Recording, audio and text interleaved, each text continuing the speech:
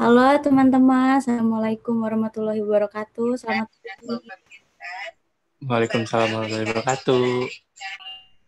Iya teman-teman, selamat datang ya di acara BTP Talk kali ini yang diselenggarakan langsung oleh Bandung Technopark dengan tema webinar kali ini, Transformasi Bisnis Offline ke Digital. Sebelumnya teman-teman mungkin ada yang udah pernah ikutan BTP Talk sebelumnya atau baru pertama kali? Mungkin ada ya yang sebelumnya udah pernah ikutan BTP Talk. Izinkan saya memperkenalkan diri. Nama saya Amira Aprilria yang akan memandu webinar pada kali ini hingga selesai. Untuk susunan acaranya, ada pembukaan, lalu ada penyampaian materi utama oleh Mas Lutfi Nurdiansyah selaku founder dan CEO Yucetak, lalu ada penyampaian testimoni Wrap Entrepreneurship oleh Game Ammunition. Jadi untuk teman-teman yang belum tahu Wrap itu apa, jadi Wrap itu adalah Work Ready Program yang merupakan kebijakan baru dari Telkom University yang mulai diterapkan pada kurikulum 2020 ini. Jadi Wrap itu merupakan program kuliah untuk mahasiswa yang ingin belajar berbisnis atau menjadi pengusaha. Jadi teman-teman yang ingin belajar tentang bisnis atau yang nantinya ingin jadi pengusaha bisa banget ngikutin program Wrap Entrepreneurship ini. Lalu setelah ada penyampaian materi, ada sesi tanya jawab, dilanjutkan dengan penutup. Pada webinar kali ini, ada beberapa aturan yang harus saya bacakan. Yang pertama adalah di awal acara, peserta diharapkan menyalakan kameranya agar kita saling mengenal. Jadi untuk teman-teman yang belum menyalakan kameranya, bisa dinyalakan kameranya. Untuk peserta diharapkan mematikan mikrofon selama pemaparan materi berlangsung. Lalu jika ada pertanyaan, peserta dipersilahkan menghidupkan audio dan video saat sesi tanya jawab yang akan dipandu oleh saya. Lalu setelah acara selesai, peserta dipersilahkan mengisi link feedback untuk mendapatkan sertifikat dan slide materi. Nanti link feedbacknya akan saya kirim di kolom komentar ya teman-teman. Lalu untuk acara selanjutnya langsung kepada penyampaian materi oleh Mas Lutfi. Mas Lutfi ini adalah founder dari Yucetak. Mas Lutfi ini adalah salah satu alumni dari Telkom University, jurusan Teknik Industri. Mas Lutfi ini sudah berkarir lebih dari 10 tahun dan memiliki beberapa bisnis, salah satunya adalah Yuk Cetak, Chicken Attack, dan Kalisto. Mungkin teman-teman yang di Telkom familiar ya dengan Kalisto itu apa. Untuk Mas Lutfi mungkin sudah bergabung dengan kita, Mas Lutfi? Iya, sudah bergabung. Iya, Mas Lutfi mangga untuk menyampaikan materinya kepada teman-teman. Ya, saya buka saja ya. Assalamualaikum warahmatullahi wabarakatuh. Waalaikumsalam. Terima kasih banyak. Ya, terima kasih banyak pada teman-teman yang semua yang sudah hadir di acara BTP Talk. Ya, ini saya juga lagi di BTP juga. Nah, insya Allah nanti akan saya sharing ya tentang transformasi ya perusahaan saya awalnya offline menuju online. Nah, sebelumnya saya mau share screen dulu nih caranya ya. Sebentar. Nah, ini. Oke. Sudah kelihatan ya?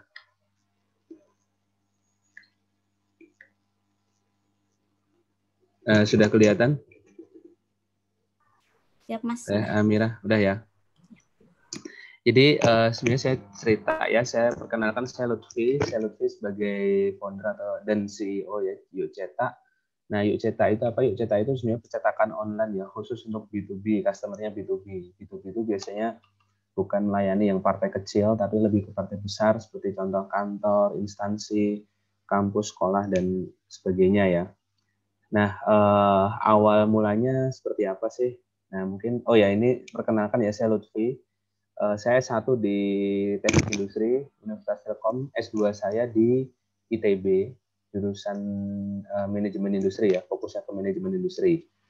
Nah, basicnya sebenarnya saya lebih banyak ke entrepreneur ya. Jadi dari awal memang bisnis sampai sekarang. Tapi memang nanti saya ceritakan bisnis awal saya sebenarnya offline ya, mungkin seperti teman-teman yang mungkin sekarang bisnisnya offline, buka toko seperti itu, dan akhirnya sekarang fokus ke online.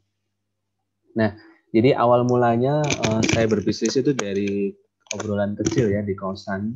Nah, ini saya tuh di sini kan ada 4 kamar. Nah, ini teman-teman saya semua.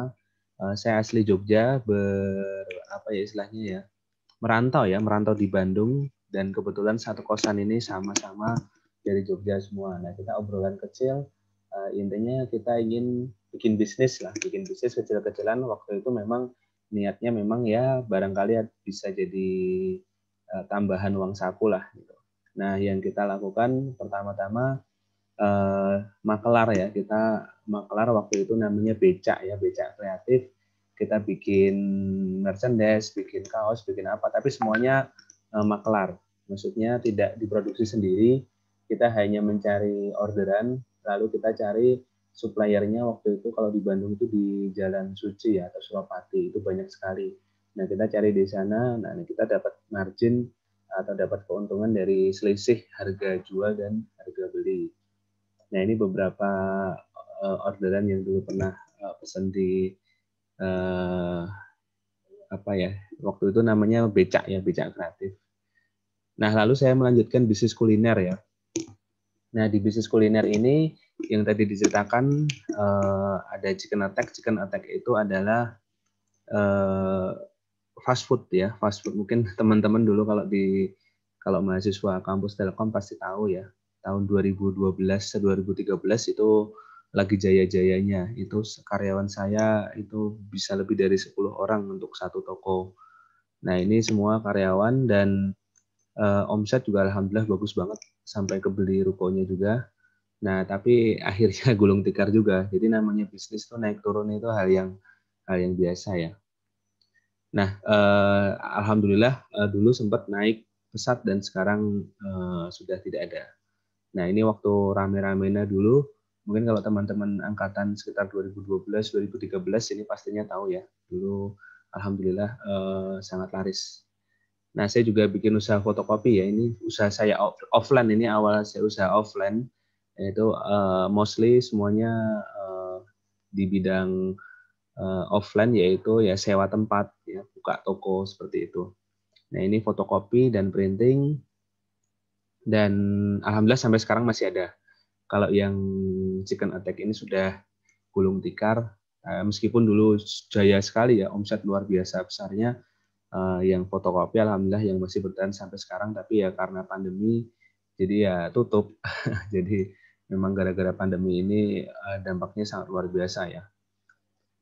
Nah, lalu muncullah startup. Nah, startup ini saya mungkin kenal startup itu sekitar 3 tahun yang lalu lah. 3 tahun, 4 tahun yang lalu saya tahu tentang startup, tapi baru tahu kulitnya lah. Waktu itu belum tahu kalau BTP memang fokusnya ke sana.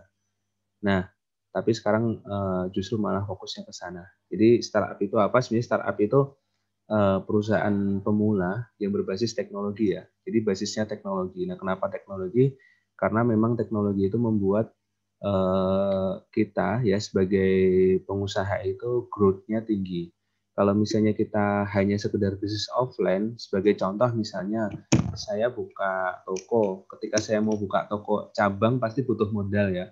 Tapi ketika kita bisnisnya berbasis teknologi, ketika kita mau scale up atau meningkatkan skala bisnisnya, itu modalnya yang dibutuhkan relatif kecil ya. Misalnya contoh saya pengen jualan online seluruh Indonesia sama jualan online di Bandung saja modalnya sama. Karena memang teknologi itu sangat memudahkan kita sehingga kita bisa tumbuh lebih cepat dan lebih murah ya. Nah, kalau kita cek di sini ada General Electric ya yang sudah 124 tahun, pasti teman-teman tahu ya, ini perusahaan rintisannya Thomas Alva Edison. Dan juga Google ya, dibandingkan dengan Google masih 17 tahun, tapi ternyata revenue-nya, valuasinya ternyata tidak kalah besarnya, sehingga kita bisa simpulkan bahwa sebenarnya perusahaan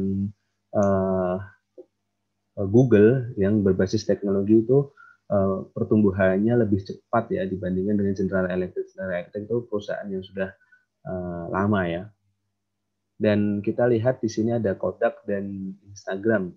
Kalau kita cek Kodak ini itu kan sekarang mungkin udah nggak ada lagi ya, digantikan dengan Instagram. Karena apa? Basically orang itu kan cetak foto itu kan karena memang ingin di-share ya ke teman-teman, Nah, dengan Instagram kita tidak perlu cetak foto, kita tinggal share di IG dan akhirnya kodak ditinggalkan ya.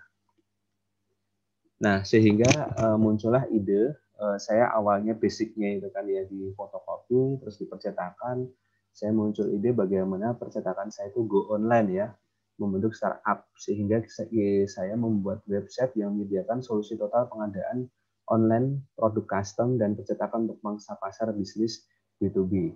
Kenapa B2B? Karena memang B2B ini gede ya, pangsa pasarnya gede. Kalau percetakan retail itu kan kecil-kecil, ribet ya, duitnya kecil. Dulu saya juga pernah mengalami pasar retail, tapi ternyata di bidang percetakan ini yang besar adalah B2B. Orderannya satu, tapi bisa sampai omsetnya 10 juta, 20 juta, seperti itu. Customer-nya nggak banyak, tapi omsetnya gede. Nah, alhamdulillah pernah mendapatkan pendanaan dari Indigo juga, dan pernah pendanaan dari Kemenristek-Dikti, yaitu pendanaan dari PPBT tahun 2017 waktu itu kalau nggak salah ya. Dan pernah kita dikunjungi Pak Menteri Perindustrian, ya itu ada Pak Erlangga Hartarto. Kalau sekarang itu Ketua Golkar ya, jadi politisi juga ya. Waktu itu berkunjung ke BTP dan berkunjung ke Yuk Cetak, dan di situ ada Rektor Universitas Telkom yang dulu ya, Profesor Muhammad Asyari, yang berkunjung juga di Yuk Cetak. Ini yang paling kanan saya. Nah, ini tim Yuk Cetak sebenarnya banyak juga ya, tapi banyak yang sudah berganti juga.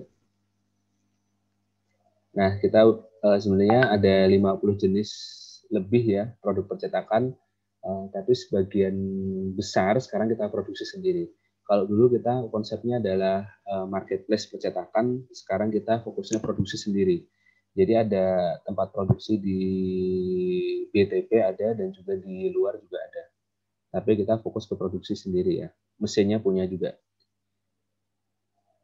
Nah, lalu saya menjelaskan tentang digital marketing. Jadi digital marketing ini yang merubah bisnis Yuk Cetak ya. Alhamdulillah bisa survive sampai sekarang tanpa pendanaan. Jadi kalau kita lihat di digital marketing ini tuh kan pada dasarnya kita menjual sesuatu atau menawarkan produk atau jasa kita secara online ya, secara digital menggunakan teknologi. Nah, awal mula Yuk Cetak itu kan konsepnya marketplace ya. Jadi tidak produksi, tapi ada orang yang produksi ya, atau misalnya percetakan lokal, kita listing di website kita, lalu misalnya ada yang memang ingin membanding-bandingkan harga, akhirnya pesannya di Yuk Cetak.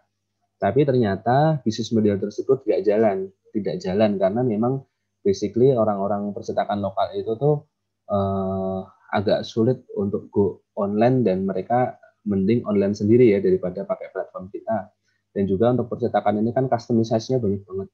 Jadi untuk sistem yang bisa mengkustomisasinya itu sangat-sangat cost ya, high cost banget untuk membuat platformnya. Akhirnya kita ganti bisnis model dengan percetakan online. Alhamdulillah kita bisa survive sampai sekarang dan bisa profit ya. Kalau startup itu kan identik dengan bakar-bakar duit ya. Alhamdulillah kita sampai sekarang dari tahun 2018 sampai sekarang tidak pernah mendapatkan pendanaan tapi bisa survive, dan sudah ada karyawan dan bisa menjadi karyawan dengan teknik digital marketing, salah satunya adalah SEO atau Search Engine Optimization. Nah, Search Engine Optimization tuh mungkin nanti akan saya bahas mungkin lain kali ya kalau teman-teman berminat ya. Dan sampai sekarang itu kalau misalnya contoh Search Engine Optimization itu misalnya contoh teman-teman nyari percetakan di Google itu nanti bisa ketemu misalnya ID card, misalnya cetak ID card Bandung itu pasti ketemunya Yuk Cetak. Nah, ini Bill Gates juga mengatakan bahwa if your business is not on the internet, then your business will be out of business. Jadi pada dasarnya ke depan bisnis yang nggak ada di internet itu ya akan mati ya.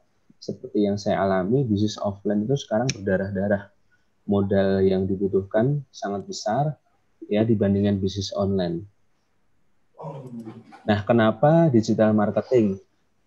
Kalau kita cek, misalnya teman-teman ada yang bisnis offline, ya, saran saya memang segera beranjak ke online ya, entah mau bikin startup atau misalnya mau jualan online apapun sih nggak ada masalah. Ya, yang penting kan kita menghasilkan uang ya dari sana ya. Jangan sampai kita nggak ngasilin uang ya, malah bangkrut, malah gulung tikar. Nah, kenapa digital marketing? Ya itu yang pertama adalah menyediakan kesempatan yang sama untuk semua bisnis. Jadi kalau kita di online, semua bisnis juga bisa online, jadi nggak hanya yang pemodal gede saja. Dan lebih murah dan lebih efektif dibandingkan marketing tradisional. Ya misalnya contoh kita mau pakai SEO atau AdWords atau Facebook Ads ya, dan Instagram Ads itu kita bisa mulai dari cuman 20.000 ya, 20.000, 50.000 itu bisa dimulai. Tapi kalau kita mau pasang baliho, mau pasang spanduk itu kan nggak mungkin 50.000 ya, belum cetaknya, belum masangnya gitu kan. Dan enaknya juga kita bisa ngitung ya, ngukur secara detail, secara pasti ketika kita memang ingin meningkatkan penjualan. Jadi kalau di dunia online itu terukur ya, marketing effortnya itu terukur. Yang selanjutnya yaitu kenapa digital marketing kita bisa meningkatkan revenue secara efektif. Ya, biasanya kenapa efektif? Karena kita bisa terukur tadi ya. Misalnya kita budget iklan 1 juta menghasilkan sekian, berarti kita tinggal naikin budget iklan. Seperti itu. Atau tinggal ada beberapa metrik-metrik yang perlu kita pertimbangkan sehingga kita bisa meningkatkannya itu lebih efektif dan lebih efektif untuk pengguna mobile. Ya, sekarang itu bisa dibilang orang akses internet itu mungkin 80% itu melalui mobile ya, 20%-nya melalui laptop atau desktop. Dan yang terakhir adalah membangun reputasi brand ya, seperti contoh teman-teman punya akun sosmed, punya Instagram, punya bahkan channel YouTube, itu kan juga bisa menghasilkan uang dari situ. Dan itu sebenarnya reputasi teman-teman ya. Kalau reputasinya tinggi, teman-teman mau jual apapun juga bisa. Sebagai contoh, misalnya teman-teman mau jualan jilbab, ya pastikan teman-teman memang ketika di sosmed ya aktif untuk mengenalkan jilbab atau menjadi jilbab stylist seperti itu, sehingga orang-orang yakin kalau misalnya mau beli produk. Nah, apa sih perbedaan antara digital dan tradisional marketing ya? Kalau kita bicara target pemasaran ya jelas ya. Kalau digital itu pasti lebih luas ya. Misalnya kita mau jualan online tuh bisa seluruh Indonesia. Apalagi sekarang ekspedisi pengiriman murah ya, sehingga target pasarnya juga lebih meluas. Tapi juga harus dipahami juga, kadang-kadang kan customer kalau misalnya mau dikirim yang jauh-jauh seperti Papua itu kan ongkirnya juga sekarang masih mahal ya. Sehingga ketika kita promosi juga lebih baik jangan sampai ke sana, karena kalau sampai ke sana biasanya customer keberatan ongkir. Jadi misalnya kita promo mengekskludkan misalnya daerah-daerah terpencil seperti itu. Yang kedua, waktu dan biaya. Waktunya lebih cepat dan biayanya lebih murah. Maksudnya seperti contoh seperti ini, kita mau memasarkan di sosmed itu cepat ya, dalam hitungan mungkin jam kita bisa langsung sampai ke sana. Kita bisa iklan kita bisa langsung sampai ke Papua, bisa sampai ke Aceh, langsung bisa sampai ke misalnya Makassar, ke Kalimantan, jadi bisa cepat ya. Dan biayanya murah, ya relatif lebih murah. Ya biaya cost per kliknya lebih murah, ya cost per resultnya juga lebih murah. Nah yang terakhir adalah cara komunikasi. Kalau tradisional itu cenderung komunikasinya satu arah atau unidirection. Kalau digital itu lebih ke dua arah, jadi bidirection, sehingga kita bisa mendapatkan feedback dengan cepat. Misalnya contoh kita promo sesuatu atau memberikan informasi sesuatu, saat itu juga customer bisa langsung mengomentari ya. Biasanya kalau di sosmed itu mengomentari, sehingga kita bisa langsung mendapatkan feedback dengan cepat. Misalnya iklan ini bagus atau jelek itu langsung dapat feedback dari sana. Nah, strategi digital marketing itu banyak ya. Mungkin nggak akan saya bahas semuanya, karena ini banyak banget ya. SEO aja itu biasanya kalau saya ngisi atau ngasih training lah gitu tentang SEO itu aja biasanya 1 hari ya, 1 day full. Jadi memang panjang ya tentang SEO saja, apalagi tentang Facebook Ads seperti itu. Wah, itu panjang banget. Nah, kalau strategi digital marketing itu banyak ya, ada SEO, ada PPC, ada website, ada social media marketing, mobile marketing, content marketing, retargeting, email marketing. Nah, setiap channel-channel marketing di digital ini itu sangat tergantung dengan produk yang kita tawarkan. Maksudnya apa? Tidak semuanya itu cocok dengan produk kita. Jadi kita harus menganalisis kira-kira yang cocok itu apa. Sebagai contoh simple lah, produk kita nggak pernah dicari di Google, yang ngapain kita belajar tentang SEO gitu. Tapi kalau produk kita dicari di Google, ya kita wajib belajar SEO. Atau produk kita nggak dicarinya katakanlah di sosmed, berarti kita bangun sosial media marketing. Oh, produk kita kalau ditawarin lewat email katakanlah laku, ya kita pakai email marketing, seperti itu. Nah, mungkin itu saja yang bisa saya sampaikan. Ini waktunya sampai jam berapa sih, Mbak? Teh Amirah. Ya, untuk pemaparan materi dari Mas Lutfi masih ada waktu sampai jam 11, Mas. Oh, sampai jam 11. Lama juga ya. Saya pikir singkat. Jadi materinya cuma singkat. Sebenarnya saya lebih ke ini ya, introduction ya, yang mungkin saya bagi menjadi 2 part kali ya, biar nggak bosan juga ya. Nah, untuk part pertama, introduction tentang transformasi bisnis offline ke digital. Sampai sini barangkali ada yang pertanyaan sebelum saya lanjutkan. Silahkan. Saya serahkan ke Teh Hamira. Ada yang ini Teh, ada yang mau ditanyakan sebelum saya lanjutkan tentang SEO ya, search engine optimization. Ya, mungkin dari teman-teman ada yang mau bertanya ke Mas Lutfi sebelum materinya dilanjutkan.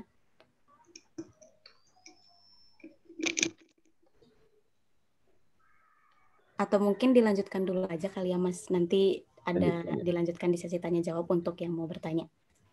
Oke. Nah, saya lanjutkan ya.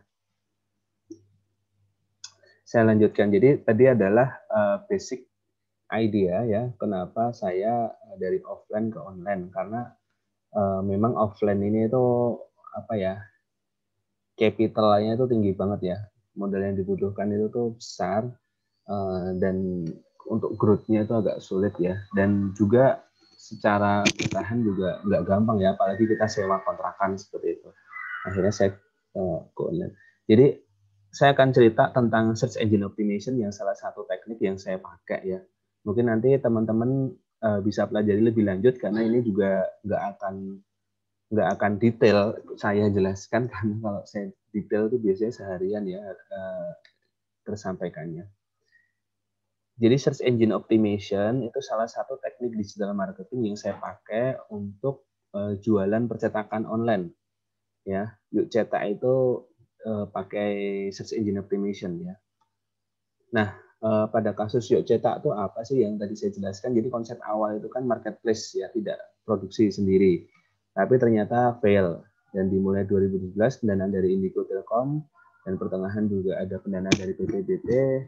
Dan pertengahan 2018 ini biasa yang terjadi di startup itu bakar duit kan. Nah, saya juga sama, awal-awal saya bakar duit di pertengahan 2018 itu hampir bangkrut karena uangnya habis dari pendanaan. Karena untuk operasional ya, untuk gaji karyawan, untuk macam-macam akhirnya habis.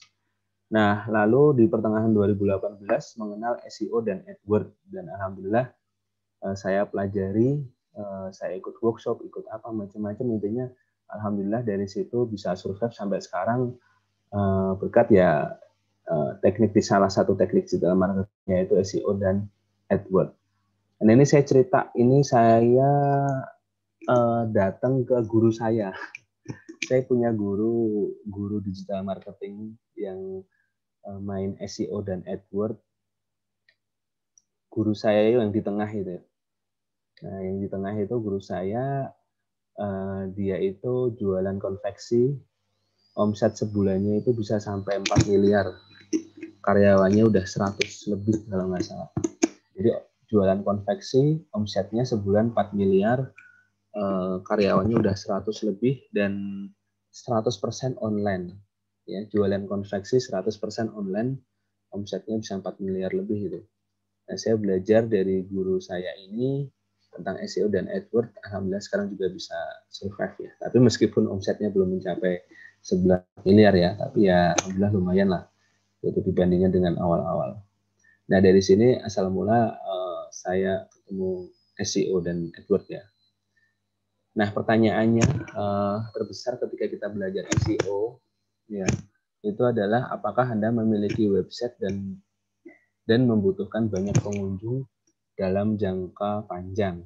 Nah, butuh nggak teman-teman, butuh nggak misalnya butuh website atau pengunjung dalam jangka panjang nggak? Kalau misalnya butuh, ya harus belajar SEO. Tapi kalau nggak butuh, ya nggak perlu belajar SEO. Nah, itu pertanyaan basic yang harus dijawab ya. Intinya adalah kalau memang butuh, misalnya punya website dan butuh banyak pengunjung, atau sekarang punya aplikasi, butuh banyak downloader dalam jangka panjang, nah itu wajib belajar SEO. Wajib ain ya. Kalau iya, Anda wajib tahu dasar SEO. SEO itu apa sih? SEO adalah teknik yang harus dikuasai ya, dan tentu diaplikasikan sebagai pemilik website. Kalau pada konteks sekarang juga tidak hanya website tapi juga aplikasi ya. SEO itu pemilik website dan aplikasi untuk mendapatkan peringkat yang terbaik, peringkat yang baik di mesin pencari. Mesin pencari itu contohnya apa? Google ya. Sebagai contoh, kita mau cari percetakan Bandung. Misalnya orang kan nyari di Google percetakan Bandung. Kita harus nomor 1 ya di keyword itu. Nah, itu adalah teknik SEO. Sebagai contoh, ini ke contoh saya pribadi ya. Di konteks yukcetak.com, kalau teman-teman cari cetak ID card Bandung, ya cetak ID card Bandung, Yuk Cetak itu nomor 3. Terus di sini ada AdWords juga nomor 1. Ini contohnya, kita menggunakan teknik SEO. Ada noise ya kayaknya ya. Minta tolong ada noise. Nah, ini contohnya. Nah, banyak orang, sebelum saya lanjutkan, di sini ada yang pernah belajar SEO belum? Kalau ada, saya pengen tahu dong ada berapa orang. Kalau yang pernah atau belum pernah? Belum pernah sama sekali ya?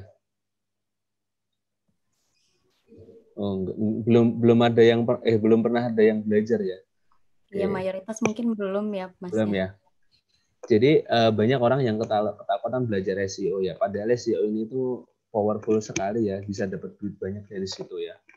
Nah, karena apa? Banyak orang takut karena istilahnya baru dan asing ya. Ya itu wajar lah. Saya juga kan awal-awal SEO itu apa sih gitu kan, makhluk apa ya, akhirnya kadang nggak jelas ya. Terus yang kedua, tidak diajarkan di sekolah dan kampus ya. Saya juga waktu kuliah nggak pernah belajar SEO juga, dan nggak ada dosen yang ngajarin juga, jadi benar-benar belajar sendiri dan juga ikut workshop. Nah, kalaupun ikut workshop ya trainingnya mahal. SEO itu paling murah itu sekitar 5 juta biaya trainingnya. Itu aja 2 hari. Cuma 2 hari itu 5 juta. Ada yang lebih mahal sampai 10 juta juga ada. Dan juga biasanya lama menghasilkan traffic, tapi ya traffic long term ya. Dan algoritma Google yang selalu update. Nah, sekarang algoritmanya saya lupa, Thunderbird apa ya? Atau dulu tuh kan pernah algoritma penguin. Pokoknya algoritmanya nama hewan gitu kalau si Google. Nah, selanjutnya adalah mengapa mesin pencari. Jadi kenapa kita tuh fokus ya di mesin pencari, karena memang volume pengunjung dari mesin pencari merupakan yang terbanyak ya. Sebagai contoh, kita mau beli sepatu, kita search Google sepatu, beli sepatu online misalnya, itu juga pasti yang muncul tuh yang memang jual ya. Jadi karena orang-orang sekarang mau nyari apa-apa lewat Google, sehingga volume pengunjung dan mesin pencari merupakan yang terbanyak. Dan kualitasnya juga nomor 2. Nomor 1-nya adalah email marketing. Jadi kualitasnya itu nomor 2 ya. Dengan catatan kita riset keywordnya juga tepat ya. Nah, kalau jenis website memang tidak pernah dicari lewat mesin cari, maka tidak perlu menguasai SEO. Ini penting banget ya. Soalnya ada teman saya yang dia jual keripik mau pakai SEO itu nggak bisa juga, karena memang orang nyari traffic nggak ada di SEO, nggak ada di Google. Nah, siapa saja yang perlu memahami SEO? Yang pertama, blogger profesional, ya. Yang kedua, pemilik website bisnis, ya. Yang ketiga, affiliate atau CPA, cost per acquisition, marketer, pemilik toko online, ya. Pengembang software berbasis web, ya, profesional yang memanfaatkan website untuk membangun reputasi. Nah, selanjutnya juga ada profesional yang memiliki portofolio online. Ya, ada juga penjual produk atau jasa lewat internet. Dan yang terakhir, pengusaha yang ingin melakukan pemasaran online. Nah, ini nih, ini yang di list ini tuh wajib main ini, paham tentang SEO. Nah, materi SEO saya nggak akan kasih semuanya ya, karena ini memang waktunya juga singkat ya. Mungkin saya akan cerita sebagian saja ya tentang materi SEO. Jadi yang pertama adalah ada konsep dasar SEO, yang kedua adalah riset kata kunci, yang ketiga ada on-page SEO, yang keempat ada off-page SEO. Nah, yang pertama adalah konsep dasar SEO. Oh ya, sebelum saya lanjut, saya mau bertanya nih, di sini ada yang jual online atau masih offline? Ada, Pak. Ada. Kalau boleh tahu apa jualannya, Mas? Saya masker sama keripik kentang, Pak. Masker sama keripik kentang. Jual online ya? Online, Pak, lewat sosial media. Oh, lewat sosial media. Oke. Barangkali nanti bisa dicek ya di SEO, di Google kira-kira ada nggak yang nyari. Nah, jadi intinya adalah di Google ini orang pengen orang lain puas ya. Oh ya, saya cerita kenapa saya di Google ya. Saya nggak main di marketplace, kenapa? Kan banyak ada yang nanya, Pak, kok saya kok percetakan kok nggak jual aja ke marketplace ya? Karena ingat ya, saya itu B2B. B2B itu adalah customer saya itu lebih banyak instansi. Kalau instansi dia nggak nyari di marketplace. Karena kalau instansi dia lebih nyari ke website yang memang meyakinkan gitu. Kalau instansi atau sekolah dia nyari di marketplace itu nggak percaya biasanya mereka. Mereka mostly nyarinya di Google.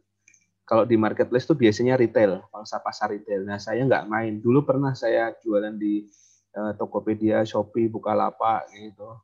Tapi babak belur ya. Karena apa? Karena ya riwah, orderannya banyak tapi kecil-kecil. Ya, kalau sekarang fokus ke SEO, orderannya dikit tapi besar-besar. Jadi nggak repot, nggak pusing. Nah, kalau teman-teman misalnya jual masker, maskernya pengen sekali beli 10.000 pieces. Nah, itu jualnya di Google ya, punya website, punya dioptimasi SEO juga gitu. Biasanya soalnya teman saya ada juga yang jual masker, sekali order dia 10.000 seperti itu. Karena memang customer-nya B2B. Nah, konsep dasar SEO apa sih? Jadi Google itu ingin supaya orang lain puas menggunakan layanan mereka. Nah, yang kedua, pengguna menginginkan supaya website terbaik yang relevan dengan pencarian muncul di halaman pertama. Jadi intinya adalah Google itu ingin ketika orang mencari itu yang di halaman pertama itu relevan dengan apa yang memang mereka cari. Berarti tugas kita nanti bagaimana website kita itu serelevan mungkin dengan kata kunci pencarian. Nah, sehingga apa yang kita harus pelajari yaitu pertama mengoptimasi halaman website, yang kedua riset kata kunci, nanti kita akan coba riset, mungkin teman-teman juga bisa praktek di rumah. Yang ketiga menganalisis kompetisi, kompetisi itu misalnya kita mau keyword apa nih, oh ternyata kompetitornya udah banyak. Nah, kita bisa juga ngecek misalnya orang jual masker di Google, di websitenya ternyata udah banyak, nah itu kita bisa analisisnya. Websitenya banyak dan kuat, punya domain authority tinggi misalnya. Nah, kita juga bisa analisis ke sana. Yang selanjutnya adalah membuat konten yang teroptimasi. Ya, ini kita perlu pelajari. Teroptimasi itu maksudnya optimasi keywordnya ya. Dan selanjutnya bisa membangun popularitas, link, dan reputasi. Dan yang terakhir melakukan audit terhadap performa SEO. Tentunya ketika kita sudah optimasi, kita juga harus lakukan audit sehingga kita bisa tahu hasil yang kita lakukan itu sudah cukup baik atau masih kurang seperti itu. Nah, yang kedua adalah riset kata kunci. Riset kata kunci itu apa sih? Jadi riset kata kunci itu user melakukan pencarian di mesin pencari menggunakan kata kunci. PPT-nya belum keganti, Pak. Hah? PPT-nya belum keganti. Udah kan riset kata kunci udah ya? Belum Pak. Pak, yang terpresent itu masih PowerPoint-nya Pak, bukan slide-nya. Masih yang Q cetak gitu. Oh ini bukan? Nah, Udah Pak. Oh udah ya. Sorry. Tadi sampai mana ya? Ini Sampai ya? riset kata kunci, iya Mas. Ini ya, riset kata kunci ya. Jadi riset kata kunci ini kita lakukan dengan bantuan tool dari Google. Kita bisa pakai Google Keyword Tool atau Google Keyword Planner untuk meriset apakah orang-orang tuh nyari produk kita enggak di Google. Itu bisa. Nah, tapi nanti kita akan coba ya, teman-teman mungkin bisa praktek ya, memakai tools itu. Tapi sebelum kita pakai, kita harus tahu ya kenapa keyword research itu sangat penting atau riset keyword itu sangat penting. Kenapa? Karena kembali lagi kita tujuannya adalah untuk apa? Untuk mendapatkan penghasilan ya. Bukan terlihat keren kayak katakanlah websitenya keren kan, biasanya kan orang-orang kan lihat kan pengennya websitenya keren ya. Website keren nggak ada penghasilan buat apa? Atau misalnya pengunjungnya banyak, pengunjungnya sehari 1.000 tapi ternyata nggak ada yang beli ya buat apa? Atau meningkatkan penjualan laris tapi nggak ada untungnya buat apa? Jadi intinya kita pengen menggunakan SEO itu untuk mendapatkan penghasilan atau keuntungan ya, mendapatkan cuan. Nah, sehingga riset keyword ini penting. Nah, tidak semua keyword sama. Ada keyword yang sering dicari, ada pula yang sepi. Ya, ada keyword yang memang itu menghasilkan keuntungan dan enggak. Nah, sehingga tidak berarti banyak pengunjung itu banyak calon customer. Nah, bukan hanya untuk menemukan kata kunci dengan jumlah pencarian, tapi intinya adalah kita bisa mendapatkan kata kunci yang memang kata kunci itu merupakan tanda-tanda orang itu memang butuh produk kita. Dan akhirnya ketika orang mencari dan ketemu website kita, dia mau beli. Nah, sebagai contoh, nih di sini ada istilahnya search intent. Search intent itu artinya maksud atau tujuan dari pencarian dilakukan. Ya, sebagai contoh, orang mencari dengan keyword laptop Asus, ya kan? Atau beli laptop Asus. Nah, atau laptop Asus terbaik di bawah 5 juta. Nah, kira-kira apa hasil pencarian yang mereka harapkan untuk masing-masing keyword tersebut?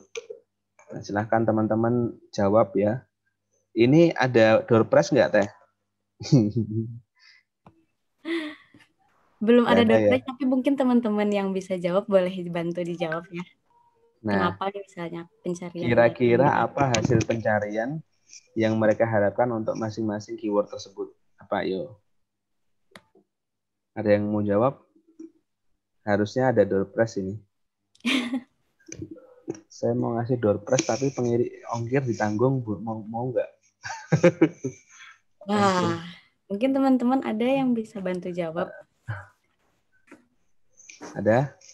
Nggak ada ya. Ya udah, nggak apa-apa. Mau laptop Pak. Gimana? Ada yang jawab? Kalau nyari pakai kata kunci itu pengennya nyari laptop bandingin kualitas Pak. Yang laptop Asus, keyword laptop Asus doang. Itu yang apa artinya? Melihat spesifikasi laptop Asus Pak. Kalau beli laptop Asus? Untuk nyari yang jual laptop Asus dan nyari tahu harganya Pak. Kalau laptop Asus terbaik di bawah 5 juta? Nah, itu untuk beli biasanya. Untuk beli biasanya ya. Oke, terima kasih banyak. siapa Jordi ya. Terima kasih banyak Jordi atas Sama-sama, Pak. jawabannya. Nah, betul atau salah? Nah, ini jawabannya ya. Jadi laptop Asus itu ingin mengetahui jenis laptop dari website resmi Asus. Ya, orang nge-search laptop Asus tuh biasanya dia memang ingin mengetahui jenis laptop ya dari website resmi. Kalau beli laptop Asus, dia memang ingin membeli laptop Asus. Tapi kalau laptop Asus terbaik di bawah 5 juta, dia hanya ingin ya mencari tipe laptop Asus yang di bawah 5 juta. Jadi lebih ke artikel rekomendasi laptop Asus ya berdasarkan harga. Nah, ini adalah search intent. Jadi beda keyword, beda maknanya. Misalnya teman-teman mau jual keripik, yang kira-kira orang kalau mau beli keripik pasti nyarinya apa di Google? Misalnya jual keripik singkong murah misalnya, pasti dia memang nyari keripik singkong. Kalau saya misalnya cetak buku murah misalnya di Bandung, nah itu biasanya orang memang mau nyari produk kita gitu, mau membeli sesuatu gitu. Kalau rumusnya biasanya itu ada istilah buying keyword, produknya, dan location. Itu biasanya memang dia mencari produk. Nah, yang kedua adalah search intent, yaitu information. Yang pertama adalah informational. Contohnya kalori tempe, siapa presiden pertama Indonesia, nilai dolar Amerika. Ini hanya orang mencari informasi. Dia nggak butuh apa-apa, dia hanya butuh informasi, dia nggak butuh produk.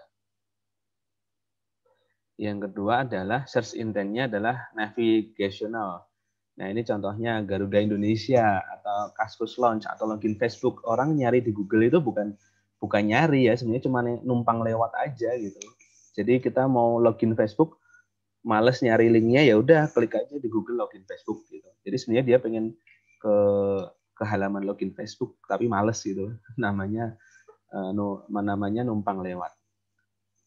Nah, yang ketiga adalah commercial investigation. Yang contoh yang di awal tadi HP Android di bawah 5 juta, harga kamera Canon D330.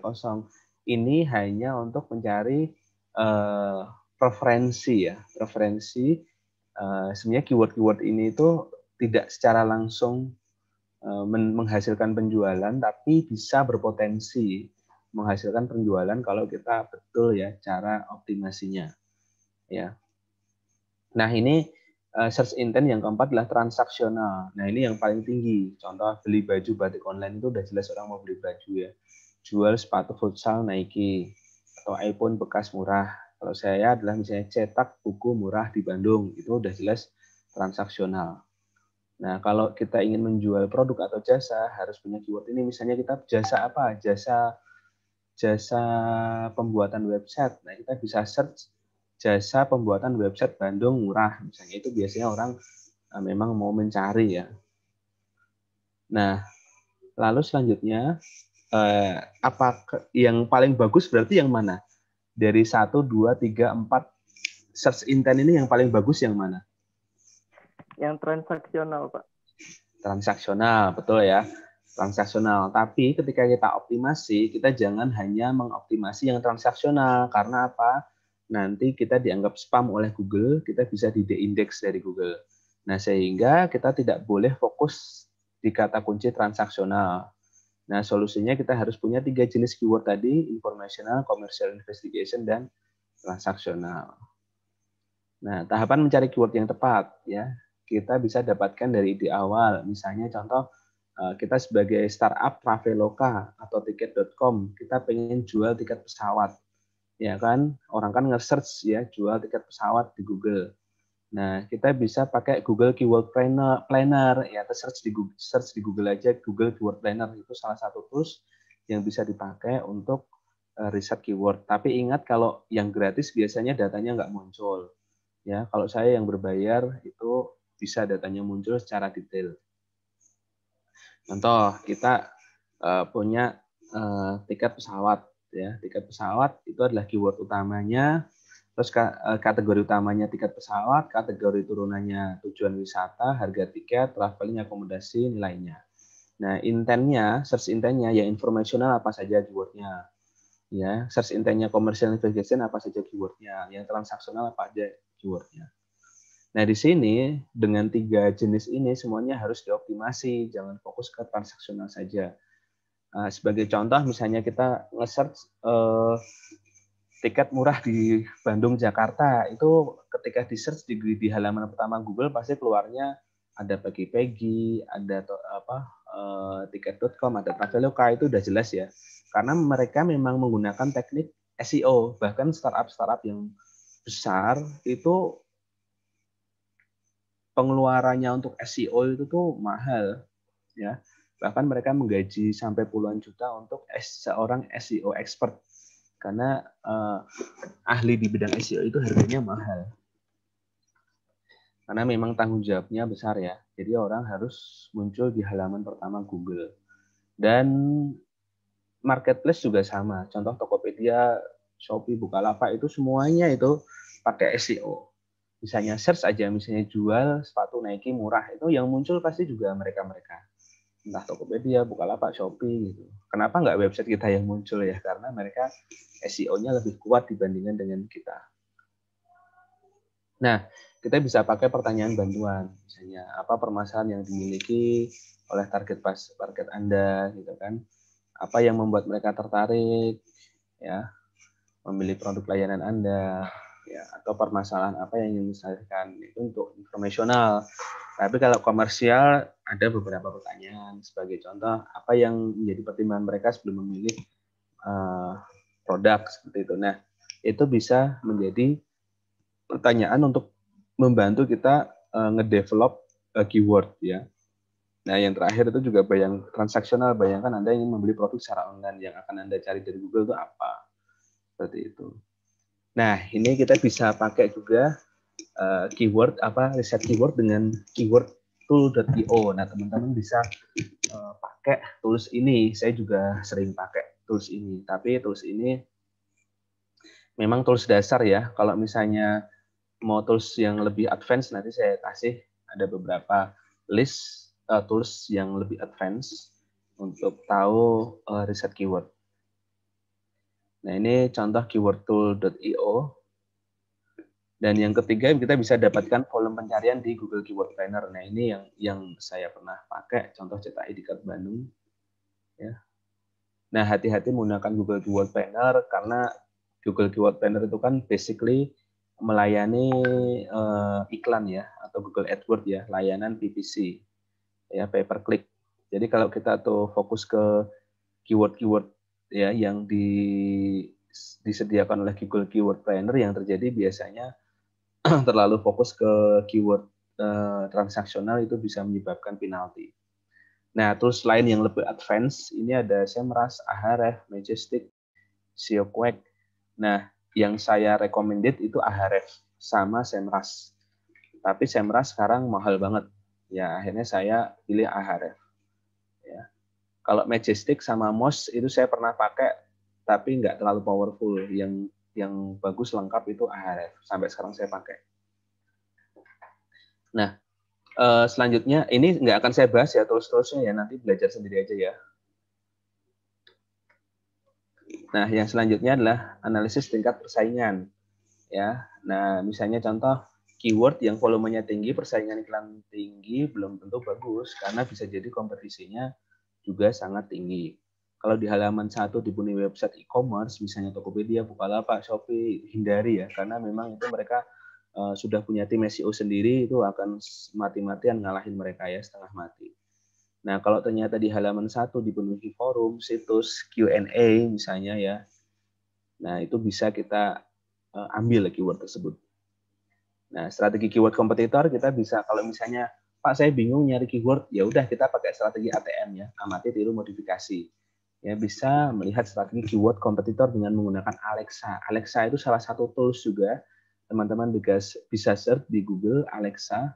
Nah, dari Alexa ini kita bisa meniru, memodifikasi strategi kompetitor dan juga untuk melihat kompetitor lain, potensi kompetitor lain. Misalnya contoh kompetitor kita siapa nih? Nah, kita bisa melihat kompetitor kita itu dia menargetkan keyword apa. Kita bisa melihat dari Alexa ini, sehingga kita bisa contek itu sebenarnya si kompetitor kita itu fokusnya kemana. Ini saya juga pakai Alexa ini. Nah, yang ketiga adalah konsep on-page SEO. Nah, konsep on-page SEO itu adalah kita mengoptimasi website supaya bermanfaat tinggi bagi pengunjung. Jadi nggak sekedar kita asal optimasi juga pastinya konten juga tetap penting ya di dalam optimasi SEO ini. Nah, yang kedua memudahkan pengunjung dalam melakukan eksplorasi. Pengunjung merasa betah di dalamnya dan mesin pencari mengerti struktur website. Nah, kan kita kan basically itu kan optimasi SEO itu kan optimasi untuk di mata Google dan juga di mata user. Karena apa? Sekarang si Google itu dia punya bounce rate ya. Bounce rate itu dia bisa menghitung seberapa lama kita itu betah di website tersebut. Semakin lama berarti si Google akan menilai bahwa ini websitenya bagus. Kalau baru masuk ternyata udah keluar lagi berarti bounce rate-nya tinggi, itu dianggap jelek. Itu bisa mempengaruhi SEO dan bisa mengurangi domain authority. Sehingga harus diperhatikan ya konten juga selain. Nah, ini ada SEO on page, ini saya agak cepat aja ya karena waktunya sebentar lagi. Nah, kita bisa gunakan permalink yang SEO friendly, ya bisa post name, ya bisa kategori, ya kita bisa optimasi menggunakan heading tag, yaitu bisa H1, H2 yang dynamic, ya.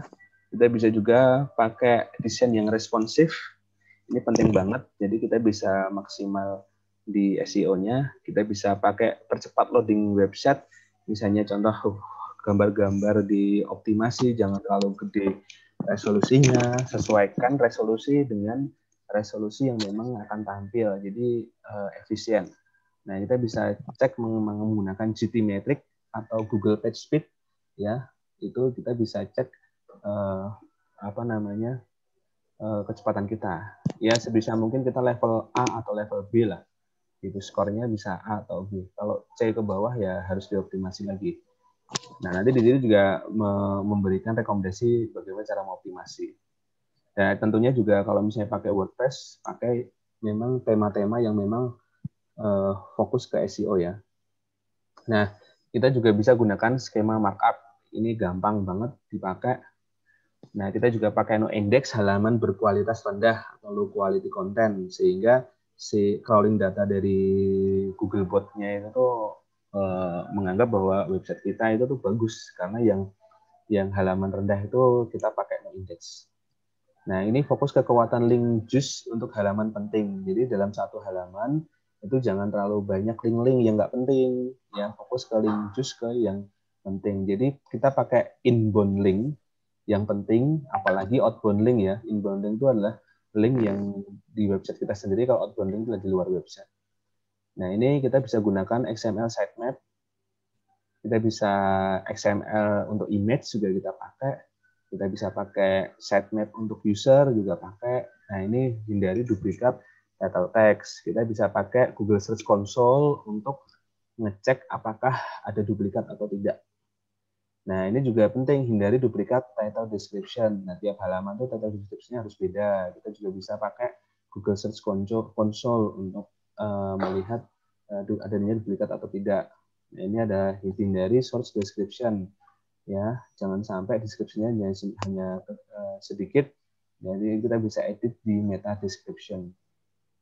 Nah, hindari penggunaan duplikat H1. Jadi H1 di satu halaman itu satu saja. Kalau H2 boleh 2 atau 3, H4 dan seterusnya boleh banyak, tapi H1 hanya satu. Kalau enggak nanti dianggap spam. Yang 16, gunakan nofollow attribute untuk low quality links, ya. Dan selain no index, kita juga pakai no follow. Kalau di CMS WordPress itu gampang gitu kita nge-settingnya. Nah, kita juga gunakan social sharing button kalau bisa nge-link ke Instagram kita atau sosmed kita, misalnya fanpage kita, sehingga ketika fanpage kita naik, kita juga SEO quality-nya juga naik. Nah, kayaknya waktunya udah habis ya. Ini sebenarnya materinya sangat banyak ya. Terus kita bisa menulis artikel atau menulis konten yang SEO friendly, ya banyak nih. Terus ini saya belum masuk ke SEO yang off page, ya ini juga banyak. Terus nanti kita masuk ke AdWords juga belum, ya banyak struktur AdWords, terus melacak ROI gitu kan, banyak lah. Nah ini waktunya sudah habis ya, sampai jam 11 ya Teh ya? Ya Mas Lutfi. Oke. Ini waktu sudah menunjukkan pukul 11 ya di tempat saya. Saya cukupkan saja ini. Mohon maaf nggak bisa semuanya saya sharing tentang SEO karena waktunya sudah habis. Mungkin saya tutup.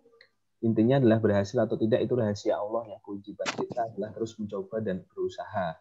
Ya, jangan kita tuh mendahului kalau kita pasti gagal atau kita pasti berhasil. Overconfidence juga nggak boleh. Yang kita lakukan itu hanya berusaha dan berdoa, itu saja. Ya, nggak usah terlalu mikirin hasil mah itu udah Allah yang menentukan. Itu saja yang bisa saya sampaikan. Terima kasih ya. Intinya tadi yang pertama saya jelaskan tentang transformasi ya, terus bisnis saya dari offline ke online. Dan yang kedua, salah satu teknik di digital marketing yang sampai sekarang saya pakai yaitu SEO. Mohon maaf nggak bisa selesai karena yang tadi saya cerita biasanya full day ya, biasanya saya materinya sambil praktek juga, karena kalau nggak praktek pasti bingung juga. Mungkin itu saja yang saya sampaikan, kurang lebihnya mohon maaf. Saya kembalikan ke Teh Hamira, saya tutup. Wassalamualaikum warahmatullahi wabarakatuh. Waalaikumsalam warahmatullahi wabarakatuh. Terima kasih Mas Lutfi atas penyampaian materinya. Jadi sebenarnya digital marketing ini perlu banget ya Mas ya sekarang tuh. Apalagi zaman pandemi mungkin ya Mas ya, perlu banget untuk menggunakan internet, memanfaatkan internet gitu. Mungkin untuk acara selanjutnya ya, ada penyampaian kesan pesan dan testimoni dari Mas Irfani Fahri selaku CEO Game Ammunition untuk menyampaikan produk apa yang sedang dikerjakan di program RAP ini dan kesan pesannya mengikuti program RAP Entrepreneurship ini. Kepada Mas Irfani, mangga Mas Irfan. Siap, makasih Mbak Amira. Saya izin share screen ya.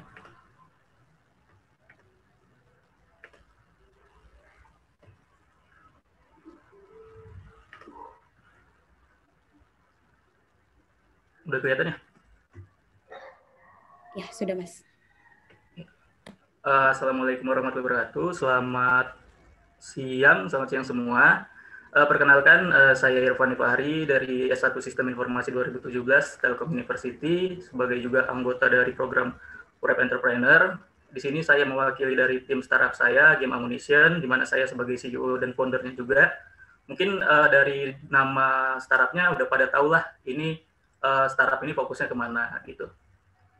Nah, jadi Game Ammunition sendiri itu hadir sebenarnya untuk membantu komunitas game online di Indonesia dalam melakukan setiap transaksi jual beli dengan aman dan mudah. Dengan harapan nantinya Game Ammunition ini dapat mendorong komunitas game untuk bisa menyadari potensi penghasilan ketika bermain game. Karena kebanyakan orang-orang sekarang ini nganggapnya orang-orang yang main game ini cuma ngabisi waktu, ngabisi uang. Padahal sebenarnya masih banyak potensi-potensi lain yang bisa dihasilkan dari bermain game gitu. Nah, jadi Game Ammunition itu merupakan startup marketplace yang berfokus sebagai tempat penghubung antara penjual dan pembeli dari kalangan gamers. Kami memberikan ruang untuk setiap gamers dalam melakukan jual beli, baik itu top up, item game, akun game, dan juga voucher game online, serta virtual produk lainnya. Jadi intinya Game Ammunition ini startup marketplace untuk komunitas gamers, di mana produknya itu produk virtual kebutuhan gamers. Nah, untuk market segmentnya juga sebenarnya udah ketahuan banget, itu market segment kami yang utama itu gamers.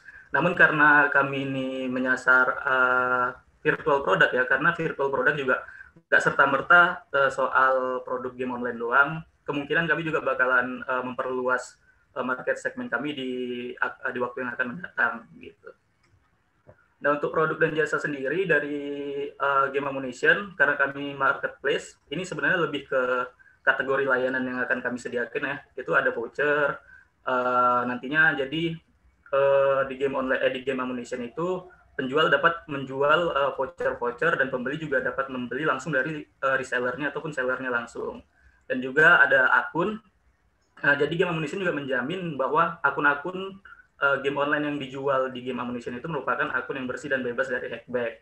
Karena in case-nya itu banyak sekali kejadian di mana ketika pembeli ini membeli akun game online dalam waktu beberapa hari, bahkan beberapa jam setelah transaksi berlangsung, akunnya itu diambil alih oleh si penjualnya lagi gitu, penjual yang tidak bertanggung jawab. Dan oleh karena itu, Game Ammunition nantinya akan memberikan edukasi dan juga cara-cara bagaimana sih mengamankan akun game online itu yang aman sehingga mereka nggak akan kena hackback lagi gitu dari si penjualnya. Terus juga ada item dan currency. Currency ini lebih ke mata uang di dalam game ya, seperti gold ataupun poin yang memang bisa ditransaksikan ke sesama player di satu game yang sama gitu. Kemudian selanjutnya ada Rekberin. Ini dari kata Rekber, udah paham lah pasti. Fitur khusus dari Game Ammunition untuk pembeli dan penjual yang ingin melakukan transaksi jual beli secara langsung dengan cepat bahkan tanpa harus membuka toko. Sebenarnya sistem marketplace itu juga sama sih kayak Rekber juga ya, karena uang itu ditransfer dulu ke penyedia layanan marketplace. Namun bedanya biasanya marketplace itu pencairan dananya itu butuh waktu beberapa hari setelah transaksinya selesai. Sedangkan fitur Rekberin ini ketika transaksi selesai di hari itu, maka pencairan juga bisa dilakukan di hari itu juga. Karena dalam beberapa keadaan banyak pembeli dan pembeli itu mendapatkan produknya itu di luar dari platform gitu. Misalnya mereka ngedapetin produk di forum-forum ataupun grup, misalnya grup Facebook, ada produk yang mereka inginkan. Namun ketika ingin bertransaksi ragu gitu, apakah memang penjual ini terpercaya ataukah memang prosesnya cepat, takutnya lama gitu. Makanya itu kami dari Game Ammunition membuat fitur Rekberin ini. Nah, jadi dengan adanya Game Ammunition nanti diharapkan customer dapat membeli produk virtual dengan mudah, semudah dengan mencari, membayar, mengubah data akun, dan dapat menggunakan akun ataupun produk virtualnya dengan aman dan nyaman.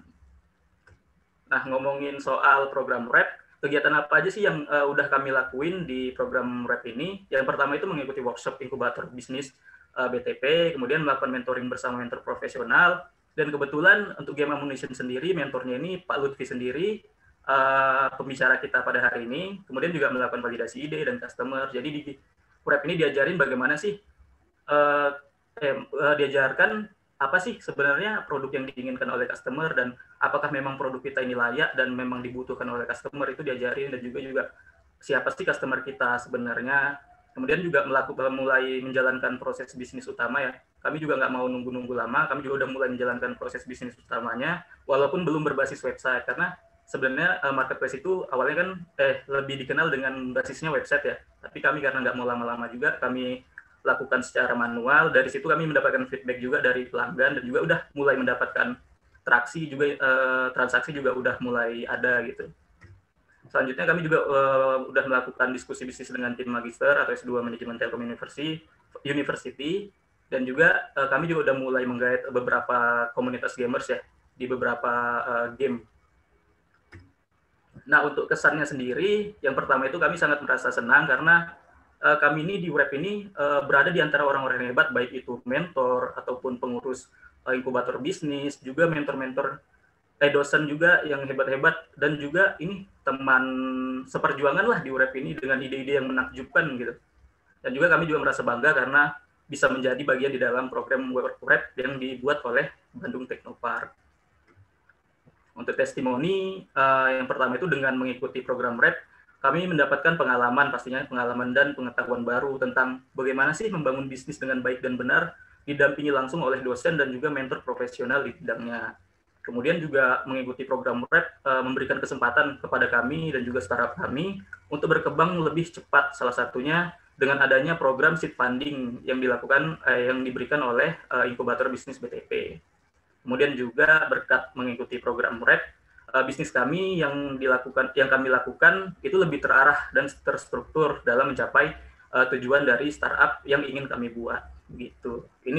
Saya ini cuma 3 testimoni dari banyaknya testimoni sebenarnya, banyaknya testimoni yang udah kami dapetin. Nah, ini adalah tim kecil kami saat ini. Game Ammunition masih berjumlah 3 orang, di mana saya sendiri sebagai CEO dan bisnis analis, dan juga ada Muhammad Iksan Pratama sebagai programmer, juga teman saya Rangga Irawan sebagai UI UX designer. Nah, itu dia mungkin sharing session dan juga pemberian ngasih testimoni lah bagaimana kami di Wrap ini. Dan jika karena ini waktunya juga terbatas, apabila kalian masih ingin ada yang ditanyakan, apabila nanti misalnya pertanyaan yang nggak cukup waktunya, bisa langsung hubungi kami melalui email di info@gameammunition.com. Ya, mungkin itu saja dari saya. Saya kembalikan ke Mbak Amira sebagai moderator. Terima kasih. Iya, terima kasih ya Mas Irfani atas testimoni dan kesan-pesannya. Mungkin teman-teman untuk gamers ya, mungkin teman-teman gamers nih pasti ada di sini. Mungkin bisa kontak-kontakan sama Game Ammunition ya teman-teman. Mungkin untuk dari tadi nih teman-teman ada yang mau menanyakan tentang digital marketing atau CE atau dari Wrap Entrepreneurship-nya sendiri, teman-teman bisa menyalakan kamera dan audionya untuk langsung bertanya ke narasumber kita. Mungkin ada yang mau bertanya tentang digital marketing atau CEO kepada Mas Lutfi atau Wrap Entrepreneurship sendiri ke Mas Irfani.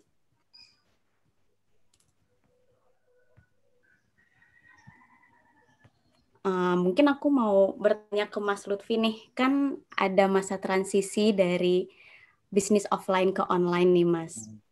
Ada nggak sih kendala-kendala yang dihadapi dari masa transisi tersebut dari offline ke online-nya gitu? Mungkin apa aja kendalanya, terus bagaimana cara Mas Lutfi untuk menghadapi solusi itu? Ya, mungkin saya sekedar sharing ya. Memang kendalanya waktu dulu tuh cukup banyak ya, karena saya memang basicnya itu bukan orang IT sebenarnya saya kan orang teknik industri lah, manajemen lah, orang sebenarnya lebih ke orang bisnis bukan orang IT. Jadi bahkan saya juga hosting aja awalnya juga nggak ngerti domain itu apa gitu, apalagi teknik SEO gitu kan, teknik-teknik yang lain juga jujur aja ngeblank banget. Jadi kendala terbesar sih sebenarnya kendala ini ya, knowledge ya, pengetahuan ya, yang saya nggak ngerti sama sekali dan waktu kuliah juga nggak diajarin gitu. Kendala terbesar sih yang pertama itu. Yang kedua mindset sih, mindset online ternyata agak berbeda dengan offline. Nah kalau online itu kan investasinya itu di asetnya itu adalah aset intangible ya. Kalau di offline itu kan yang tangible. Nah itu sih yang saya rasa berat sih sebenarnya lebih ke knowledge sih, ngikuti ilmu-ilmu baru, perkembangan teknologi baru itu tuh jujur aja sangat tidak mudah. Ya sangat inilah memusingkan lah kalau kasarannya dulu ikut workshop ikut apa itu. Yang kedua memang mindsetnya harus dirubah. Maksudnya mindsetnya itu kalau online harus kayak gini, kalau misalnya startup itu seperti ini. Jadi mindsetnya harus dirubah ya. Makanya kan mungkin saya sering cerita ya, kalau online itu mungkin lebih banyak ke data ya, data itu mahal gitu. Kalau offline itu kan sebenarnya aset ya, misalnya kita punya properti, punya rumah, punya gedung, punya bangunan, itu kan kita dihargai. Tapi kalau online itu kan lebih ke data, lebih ke intangible lah. Nah, kadang saya juga untuk memahaminya juga nggak gampang ya, bahwa intangible value itu tuh begitu besarnya dihargai di dunia online. Dan memang itu benar ya, work ya, sangat work kalau misalnya kita memang fokus ke intangible value tadi. Oh ya, ini ada yang nanya, ini mungkin di chat. Iya, dari Mas Yosep Setiadi ingin bertanya kepada Pak Lutfi, kira-kira berapa biaya yang perlu dipersiapkan untuk membangun startup dan juga apa saja yang perlu diperhatikan saat membangun startup? Terima kasih. Ini konteksnya startup ini ya, online ya, maksudnya digital startup ya, bukan yang offline kan ya. Karena istilah startup itu menempel pada digital ya. Kalau bukan digital biasanya namanya bukan startup, UKM biasanya. Yang non digital. Kalau digital kan biasanya kerennya startup ya. Jadi untuk membangun startup sebenarnya sih modalnya kalau boleh jujur itu jauh lebih murah daripada bisnis as usual ya, maksudnya bisnis offline. Sebagai contoh, kalau saya mulai bisnis fotokopi atau bisnis rumah makan ya, fast food ya, restoran itu kan untuk sewanya aja udah keluar 50 juta itu. Bisa sampai 80 juta juga sekarang. untuk sewanya aja, belum mesin-mesin cetaknya, belum misalnya kalau rumah makan tuh belum alat masaknya, belum ini apa namanya interiornya, kursi meja, itu mungkin di total bisa nyampe 200 juta. Tapi kalau startup itu tuh bermula dari ide sebenarnya, dan cenderung banyak peluang untuk didanai kalau startup. Kalau bisnis offline tuh agak sulit didanai.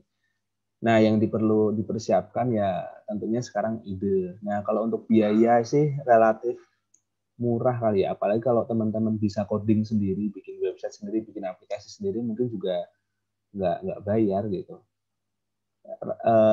Yang perlu dipersiapkan ya, kalau saya pengalaman sih nggak mahal ya. Yang penting adalah fokusnya mencari pendanaan. Ya, yang agak sulit itu mencari pendanaan. Maksudnya kalau startup itu kan fokusnya kan mencari pendanaan ya. Kalau saya kan fokusnya ke profit. Ya, kalau ke profit ya kita fokus ke digital marketing.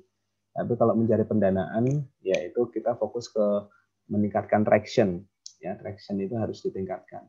Tergantung itu startup mau fokus ke profit atau mau fokus ke growth dulu gitu. Jadi kalau mau fokus ke growth ya cari pendanaan. Modalnya nggak perlu pakai modal sendiri, tapi modal orang. Tapi kalau misalnya mau grow natural atau fokus ke profit, ya kan, ya kita modalnya malah nggak banyak. Kadang sekarang juga jualan online atau jualan apa juga bisa tanpa modal kok. Kalau sistem dropship misalnya seperti itu. Kalau saya lihat sih relatif lebih murah dibandingkan dengan offline ya, jauh-jauh relatif lebih murah. Mungkin seperti itu, semoga bisa menjawab pertanyaan dari Mas Yosef. Mungkin yang dibutuhin untuk membangun startup tuh mungkin biayanya nggak terlalu mahal. Terus apalagi kalau punya atau bisa coding sendiri gitu ya Mas mungkin ya. Jadi bisa sendiri, belum perlu untuk membayar tenaga kerjanya gitu. Intinya sih kalau startup tuh yang dibutuhkan investasi leher ke atas. Oke. Jadi ya investasi knowledge lah. Jadi belajar dan intinya belajar gitu kan. Belajar dari orang lain, ikut seminar, ikut workshop, baca buku, macam-macam lah. Lihat YouTube. Pokoknya intinya belajar. Saya dulu juga ngeblank banget. Domain aja nggak ngerti saya. Tahun 2016 tuh ditanyain domain nggak ngerti. 2017 itu baru saya kebut banget itu. Setahun fokus belajar ini. Gitu. Intinya investasi leher ke atas lah. Oke, harus mau belajar juga ya. Ya iya, jangan malas lah misalnya. Oh ini saya nggak bisa ini, oh saya nggak bisa ini ya. Kalau nggak bisa ya belajar. Masa nggak bisa terus gitu? Ya harus belajar. Saya nggak bisa coding. Ada juga yang lulusan IF S1 IF nggak bisa coding ya itu aneh ya. Banyak loh S1 IF nggak bisa coding itu dipertanyakan. Ya harusnya belajar lah. Ya meskipun di kuliah nggak diajarin ya harus belajar sendiri. Ya istilahnya apa ya? Self learning lah. Harus punya motivasi tinggi. Self learningnya ada. Gitu. Iya, ada pertanyaan lagi dari Mas Ahmad. Untuk masuk ke digital, kira-kira yang perlu dipelajari pertama itu ilmu tentang apa? Masuk ke digital ya sebenarnya tergantung digitalnya digital apa ini. Maksudnya kompleks ya kalau kita bicara digital itu. Tapi kalau pada konteks misalnya kita mau jualan online, jualan produk misalnya ya, jualan produk. Seperti saya kan percetakan. Ya kalau saya pribadi waktu itu ngeblank juga mau belajar apa. Ini pertanyaan yang pernah saya tanyakan dulu di awal juga sih. Saya mau belajar apa gitu. Pada akhirnya belajar semuanya. Karena nggak tahu juga awalnya. Ya kalau saya kan waktu itu kan bingung juga. Saya itu butuh apa sih, saya nggak tahu. Saya nggak tahu saya butuhnya apa. Terus saya nggak tahu ini tuh efektif atau tidak. Akhirnya yang saya lakukan adalah haus ilmu aja ya. Ketika itu ada ilmu baru saya pelajari, dengan harapan meningkatkan kapasitas diri lah. self developmentnya naik. Nah itu nanti kita bisa lebih wawasannya lebih luas, baru bisa menilai. Ya, kalau pelajaran yang pertama yang input tentang apa ya, kalau menurut saya ya apapun bisa dipelajari. Mau belajar SEO dulu boleh, mau belajar Facebook Ads dulu boleh, mau belajar AdMob boleh, mau belajar apa boleh. Yang penting adalah kita belajar intinya. Kita belajar aja dulu. Nanti pada akhirnya nanti akan menemukan polanya sendiri kok. Saya dulu awal-awal belajar marketplace.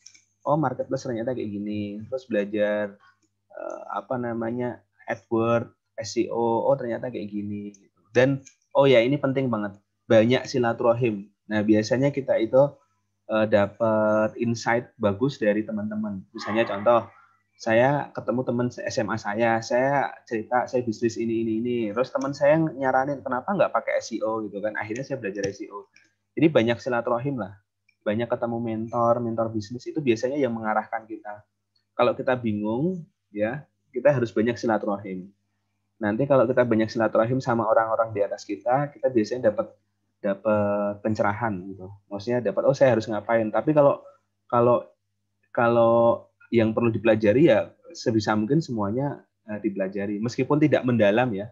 Misalnya contoh saya tahu SEO, saya tahu tentang Facebook Ads, saya tahu tentang Instagram Ads, saya tahu apa, tapi nggak harus mendalam semuanya. Minimal kita tahu, sehingga kita bisa mendapatkan insight, kalau produk ini berarti cocoknya ini.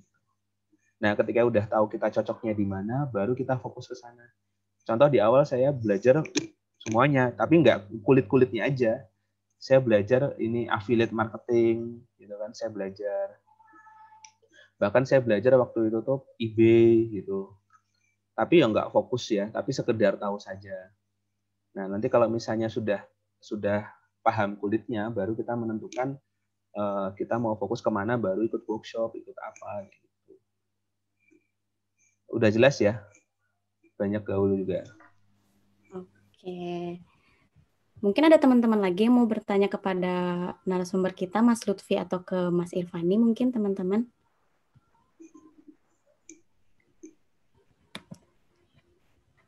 Mungkin ada satu lagi Mas pertanyaan dari saya gitu. Kalau misalnya kan biasanya bisnis offline tuh ada interaksi langsung gitu ya sama customer. Terus gimana nih cara membiasakan dari interaksi yang biasanya offline terus jadi ke online gitu?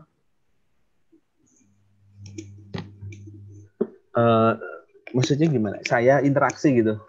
Iya, interaksi biasanya kan kayak kalau misalnya offline tuh pasti beda kan dengan transaksi online-nya gitu. Gimana cara kita beradaptasi gitu? Kalau saya pribadi sih nggak terlalu banyak berinteraksi sih kan. Kalau customer saya itu kan sebagian besar kontaknya sama CS ya, sama customer service ya. Jadi nggak sama saya gitu. Ya sayanya sih jujur aja juga belum tentu jago juga gitu. Tapi CS saya harus jago kan gitu. Oke. Tapi saya tahu, maksudnya intinya saya sih harus belajar kalau CS online tuh membangun trust gitu kan. Mungkin fast respon. Mungkin kalau KPI-nya saya tahu lah harus ini. Tapi kalau membiasakan sih cenderung saya ya CS harus cewek misalnya. Gitu kan. Biasanya cewek cenderung sebenarnya nggak beda jauh sih antara CS offline sama CS online. Mungkin perbedaannya lebih ke penggunaan ininya aja, aplikasi atau tools-toolsnya aja. Kalau offline kan nggak pakai tools. Kalau saya kan kalau di customer service itu kan ada beberapa tools, terus ada dashboard yang perlu diisi gitu. Misalnya dia jawab atau pakai format gitu. Oke.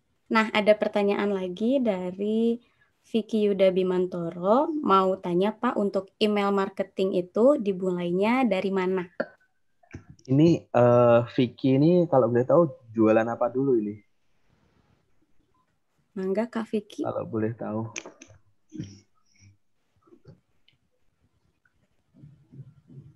Atau sekedar nanya atau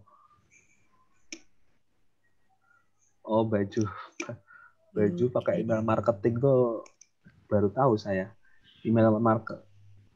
Oh, baju pakai email marketing ya. Sebenarnya saya juga baru tahu kalau baju itu pakai email marketing. Pengalaman saya email marketing biasanya untuk course ya. Untuk course, untuk training, untuk B2B lah, lebih banyak produk-produk B2B. Itu. Tapi kalau untuk baju itu retail ya. Saya juga sebenarnya saya kurang menyarankan kalau pakai email marketing untuk jualan baju. Tapi tergantung juga bajunya apa dulu ya. Kalau baju untuk retail ya lebih baik jangan pakai email marketing. Email marketing itu basically itu kan sebenarnya kan kita nge-grab data email orang kan. Gitu kan, dan kita tawarkan itu ke email. Biasanya itu kan contoh kita pengen masuk ke website apa, akhirnya suruh masukin email kan. Nah, itu kan email itu kan kita dapat data. Dari situ kan kita bisa tawarkan orang gitu. Istilahnya nge-spam lah, spam email, tapi nggak boleh nge-spam juga. Misalnya seminggu sekali atau 2 minggu sekali kita kasih email. Gitu kan, kita kasih cerita, kita kasih success story atau apa gitu kan, testimoni lewat email karena lebih personal ya kalau email. Biasanya kalau email itu kan lebih cenderung B2B sih.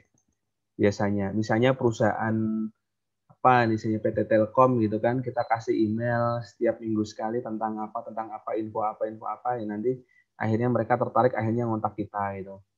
Kalau email marketing intinya kita mendapatkan emailnya dulu, tentunya email aktif ya. Nah, untuk mendapatkan emailnya biasanya kita bikin website. Nah, terus di situ kita cantumkan misalnya mau subscribe masukin email atau kontak kita masukin email. Nah, dari situ kita bisa ngontak email balik. Gitu. Kita bisa juga biasanya kan kalau free trial gitu dikasih gratis tapi masukin email. Nah, itu juga salah satu teknik email marketing. Intinya dapetin emailnya dulu. Baru nanti kita bisa pakai MailChimp ya. Toolsnya itu pakai MailChimp. Gitu. Kalau mau serius nanti bisa pakai MailChimp. Atau ini kirim.email. Sekarang juga ada kirim.email itu juga bisa dipakai. Tapi intinya dapetin emailnya dulu gitu. Tentunya yang aktif. Mungkin dari Kak Vicky ada yang mau ditanyakan lagi atau cukup jelas? Iya, terima kasih Kak Vicky atas pertanyaannya. Mungkin kalau misalnya ada teman-teman yang mau bertanya, silahkan dinyalakan kameranya, dinyalakan audionya, lalu mengajukan pertanyaannya. Lalu untuk teman-teman juga, jangan lupa untuk mengisi link feedback agar mendapatkan slide materi dan e-sertifikatnya. Gitu. Sebentar ya teman-teman. Linknya, oke sebentar.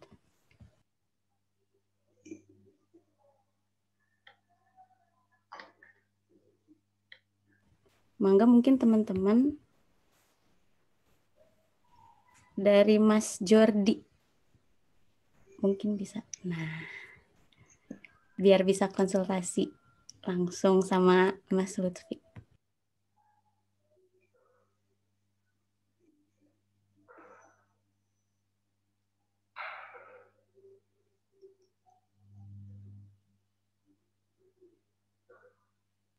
Mangga untuk teman-teman yang mau bertanya silahkan.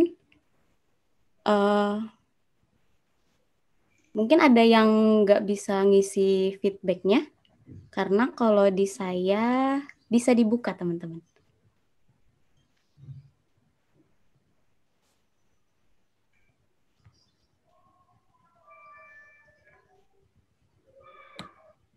Iya, sebentar ya.